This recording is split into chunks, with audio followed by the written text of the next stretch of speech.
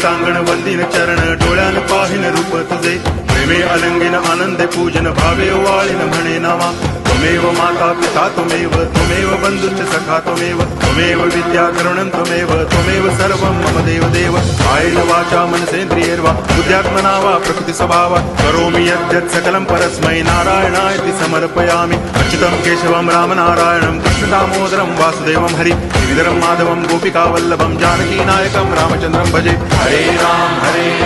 Ram Ram Hare Hare Hare Krishna Krishna Krishna Hare Hare Hare Ram